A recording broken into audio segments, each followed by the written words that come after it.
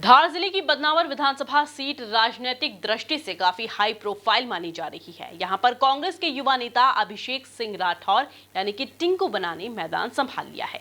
लगातार लोगों से संवाद कर रहे हैं, ग्रामीणों के बीच जाकर ग्रामीणों की समस्या भी जान रहे हैं। हमारे बदनावर संवाददाता पवन वैष्णव के साथ चर्चा में टिंकू बना ने स्थानीय विधायक और मंत्री राजवर्धन सिंह दत्ती गाँव पर जमकर निशाना साधा। के साथ मैं हूं पवन वैष्णव। मध्य प्रदेश में आगामी दिनों में विधानसभा के चुनाव होना है। कांग्रेस भाजपा दोनों ही दल मध्य प्रदेश में अपनी सरकार बनाने का दावा कर रही है।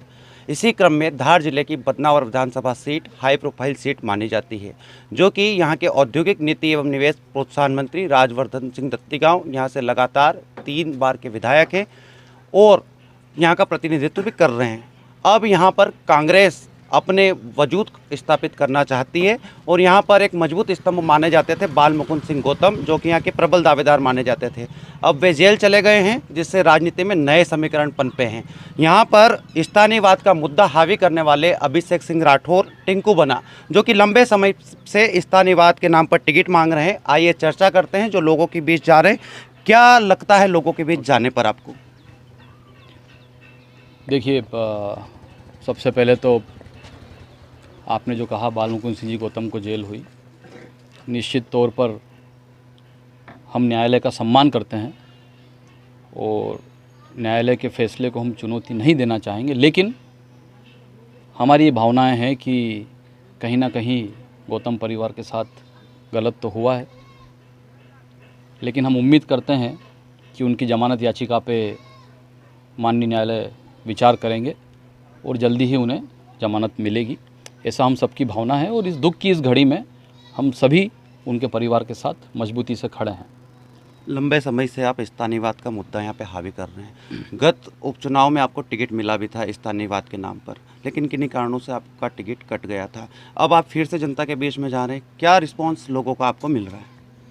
देखिए, स्थानीयवाद का जो मुद्दा है मैं उस पर स्पष्ट करना चाहूँगा।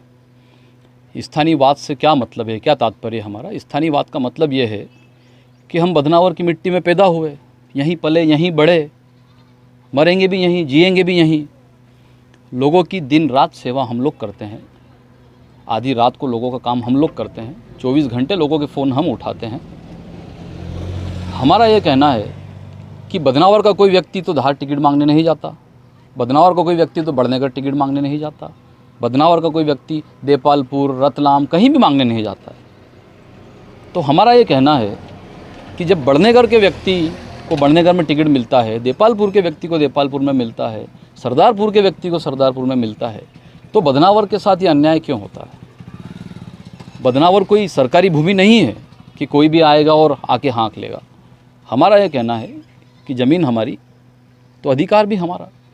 मेरा मानना है कि बदनावर का एक छोटा से छोटा भी कांग्रेस का कार्यकर्ता इतना मजबूत और इतना सक्षम है, इस बदनावर की मिट्टी में पैदा हुआ कार्यकर्ता, कि वो भाजपा की ईंट से ईंट बजा सकता है, उनकी ईंट का जवाब पत्थर से दे सकता है और चुनाव को मजबूती से लड़ सकता है। इतना बदनावर के युवाओं में और कार्यकर्ताओं में मादा है।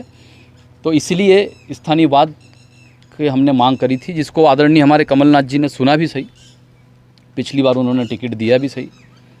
और कहीं ना कहीं टिकट कटने से ज़्यादा मैं आपको बताना चाहूँगा कि आदरणीय कमलनाथ जी और दिग्विजय सिंह जी ने मुझसे कहा था कि कमल पटेल वरिष्ठ नेता हैं और उन्हें मौका मिलना चाहिए। तो मैंने कहा कि बिल्कुल आपका आदेश सर्वोपरि है और मैंना खुद लेटर लिख के दिया कि आदरणीय कमल पटेल जी को उम्मीदवार बनाया जाए। मैं पीछे हटने को तैयार हूँ, क्योंकि मैं चाहता था कि पार्टी में टूट ना हो, एक गलत मैसेज ना जाए। और मुझे आदरणीय कमलनाथ जी और दिग्विजय सिंह जी द्वारा आश्वस्त भी किया गया था कि आप युवा हैं, इस बार आप कमल पटेल के लिए त्याग कर दीजिए, अगली बार 2023 में पार्टी आपको ज़रूर मौका देगी। आप लंबे समय से प्रयास कर रहे हैं, बदनावर बदलाव यात्रा निकाली, कई आंदोलन भी किए, जिसको लेकर युवाओं में खासा आपको लेकर जनसमर्थन भी मिला था।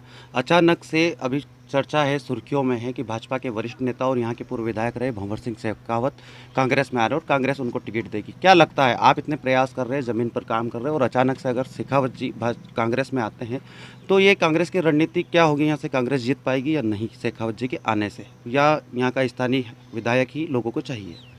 देखिए, मैं पहले ही जवाब दे चुका हूँ इस बात का कि स्थानीयवाद एक बहुत गर्म और ज्वलंत मुद्दा है बदनावर में। आदरणीय शेखावत जी हमारे वरिष्ठ हैं, भाजपा के वरिष्ठ नेता रहे हैं वो कांग्रेस में आए, उससे कांग्रेस के लोगों को कोई आपत्ति नहीं है, लेकिन वो सशर्त ना आए। वो इस शर्त पे ना आए कि टिकट उन्हें चाहिए, क्योंकि उनका एक अखबार में स्टेटमेंट था कि कांग्रेस अगर मुझे टिकट देगी तो मैं कांग्रेस में आऊँगा। तो मेरा मानना है कि शर्त पे अगर वो आते हैं शर्तों पे, तो वो कांग्रेस के लिए ठीक नहीं है। कहीं ना कहीं कांग्रेस के जो लोग दिन रात मेहनत करते हैं, प्राथमिकता उनकी बनती है। और दूसरी बात ये रही कि आदरणीय शेखावत जी जो हैं, मेरा ऐसा मानना है कि शायद भाजपा में उनकी पूछ परख कम हो गई है या उन्हें पूछा नहीं जा रहा है, इसलिए वो कांग्रेस में आने का सोच रहे हैं। लेकिन कांग्रेस, मेरा मानना है कि ये गलती नहीं करेगी, क्योंकि हम लोग देख रहे हैं यहाँ पे कि राजवर्धन सिंह जी जब से कांग्रेस छोड़ के भाजपा में गए हैं, तो भाजपा के जो सच्चे कार्यकर्ता हैं, जो मूल कार्यकर्ता हैं, उनकी पीड़ा और दुख किसी से छुपी नहीं है, उनकी स्थिति किसी से छुपी नहीं है।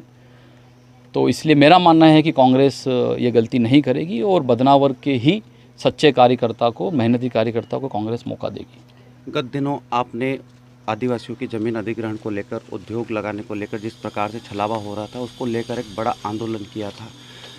उद्योग लगना चाहिए, ये आपकी भी राय है, सभी की राय है, लेकिन क्या आदिवासियों की ज़मीन का अधिग्रहण इस तरीके से होना चाहिए?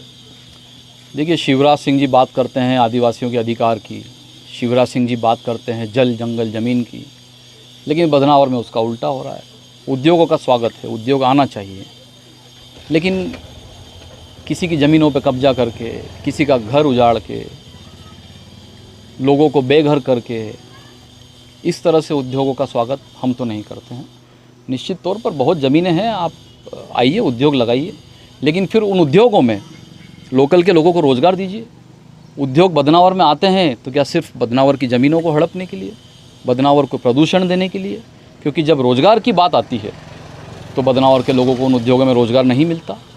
और इसी चीज़ को लेकर हमने आंदोलन भी किए, धरने दिए, प्रदर्शन किए, और हमने जो मांग रखी वो ये रखी कि अगर बदनावर का युवा है जो बेरोज़गार घूम रहा है, उसे रोज़गार मिलना चाहिए। और निश्चित तौर पर अगर बदनावर के उद्योगों में उन्हें रोज़गार मिलेगा तो उन्हें नौकरियों के लिए पूना, बॉम्बे, दिल्ली बाहर नहीं जाना पड़ेगा, अपने परिवार के साथ रहेंगे और यहीं पे नौकरी करेंगे। तो इस चीज़ को लेकर मुद्दा है हमारा। और निश्चित तौर पर जिन आदिवासियों की ज़मीनें सरकार ने ली है उद्योगों के लिए, कहीं ना कहीं वो लोग बेघर हो गए हैं। सरकार की जिम्मेदारी है कि उनके घरों की व्यवस्था करे, उनके परिवार के लोगों की नौकरी की व्यवस्था करे। इसी चीज़ को लेकर हमारी लड़ाई है। यदि आपको कांग्रेस से टिकट मिलता है तो आपका सीधा मुकाबला होगा यहाँ के औद्योगिक नीति एवं निवेश प्रोत्साहन मंत्री राजवर्धन सिंह दत्तीगांव से। काफ़ी अनुभवी नेता है, लेकिन उनका विरोध भी है। उस विरोध का कितना फ़ायदा मिलेगा और विरोध होने का क्या कारण मानते हैं? देखिए, सबसे पहली तो एक मैं कहना चाहूँगा कि एक आम लोगों की जो राय बन गई है, या ऐसा कहा जाता है कि धन बल और बाहुबल के दम पे चुनाव जीते जाते हैं। लेकिन मैं कहना चाहूँगा कि चुनाव धन बल और बाहुबल से नहीं जीते जाते, चुनाव जीते जाते हैं जनता के बल पे, है ना। जनता के दिलों में बस के चुनाव जीते जाते हैं। क्योंकि अगर सिर्फ धन बल पे ही चुनाव जीते जाते तो कहीं ना कहीं सारे उद्योगपति आज नेता होते, जो मेहनतकश लोग हैं या जो गरीब लोग हैं वो आगे नहीं बढ़ पाते। लेकिन ऐसा नहीं है। तो मेरा मानना है कि राजवर्धन सिंह जी के पास अनुभव हो सकता है, धन बल बाहुबल हो सकता है, लेकिन कांग्रेस के साथ जनता का बल है। कांग्रेस जनता के दिलों में बसती है। आदरणीय कमलनाथ जी जनता के दिलों में बसते हैं, और कमलनाथ जी के चेहरे को लेकर हम लोग लोगों के बीच में जाएंगे। और निश्चित तौर पर लोग कमलनाथ जी के चेहरे को देखकर, उनके पुराने जो उन्होंने काम किए हैं दिग्विजय सिंह जी और कमलनाथ जी ने मिलकर, उनको देखकर जनता निश्चित तौर पर कांग्रेस का साथ देगी। लोगों के बीच में जा रहे हैं, गाँव में जा रहे हैं, क्षेत्र में भ्रमण कर रहे हैं, क्या मूलभूत सुविधाओं की कमी पाते हैं? किस, यदि आपको मौका मिलता है तो क्या संभावनाएं होगी, क्या प्रयास करेंगे क्षेत्र के लिए? देखिए, निश्चित तौर पर क्षेत्र में आज अगर देखा जाए तो बहुत सारी जन समस्याएं हैं। जैसे हम बात करें कि जिस तरह से रोड यहाँ पे मंजूर हुए थे, 132 के लगभग ग्रेवल रोड मंजूर हुए थे, लेकिन धरातल पर देखें तो उसमें से एक भी रोड कंप्लीट नहीं है। अब वो जो रोड के ठेके हैं, वो बदनावर का बच्चा जानता है कि उन रोड के ठेके किसके पास हैं, उस रोड में गिट्टी किसकी लग रही है, मोहर्रम किसकी लग रही है, जेसीबी किसकी लग रही है, डंपर किसके लग रहे हैं। तो इस तरह से भ्रष्टाचार चरम सीमा पर है बदनावर में। और एक भ्रष्टाचार बहुत बड़ा मुद्दा है, जो मंत्री जी के कार्यकाल में जितना भ्रष्टाचार हुआ है उतना आज तक के इतिहास में बदनावर में कभी भ्रष्टाचार नहीं हुआ था।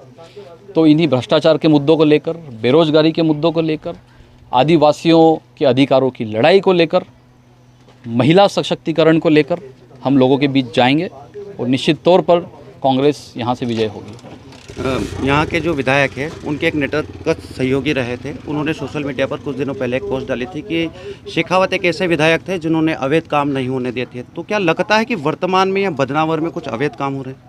निश्चित तौर पर मैंने आपसे अभी भी कहा कि मतलब एक हब बन चुका है बदनावर, एक कह सकते हैं जैसे हम कहते हैं कि कैपिटल बन चुका है, मध्य प्रदेश की कैपिटल हो गया है बदनावर भ्रष्टाचार के मामले में, अवैध गतिविधियों के मामले में।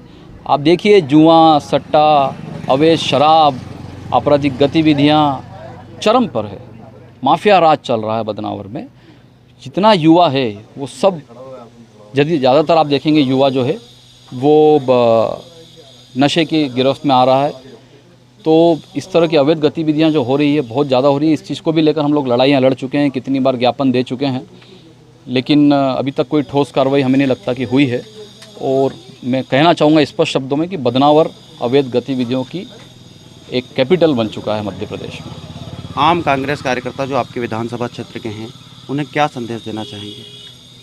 मैं सभी कार्यकर्ताओं को आज ये मैसेज देना चाहूँगा कि मैं गांव-गांव भ्रमण कर रहा हूँ, गांव-गांव जा रहा हूँ, लोगों के बीच उनकी समस्याओं को सुन रहा हूँ और मैं उन्हें यही कहना चाहूँगा कि डरो मत, कोई डरने की ज़रूरत नहीं है किसी से। कांग्रेस का एक एक कार्यकर्ता मजबूत है और दिन रात हम लोगों के बीच में, लोगों के साथ हैं। आपको किसी से डरने दबने की ज़रूरत नहीं है। खुल के अपनी बात रखिए, खुलकर कांग्रेस का काम करिए और हम लोग आपके साथ, पूरी कांग्रेस पार्टी, कांग्रेस के कार्यकर्ताओं के साथ, आदरणीय कमलनाथ जी, आदरणीय दिग्विजय सिंह जी, हमारे सभी लोग कांग्रेस के लोगों के साथ खड़े हैं। और जिस तरह से गलत मुकदमे में लोगों को फंसाया जा रहा है, हम लोग सारी रिपोर्टिंग आदरणीय कमलनाथ जी, दिग्विजय सिंह जी के पास कर रहे हैं।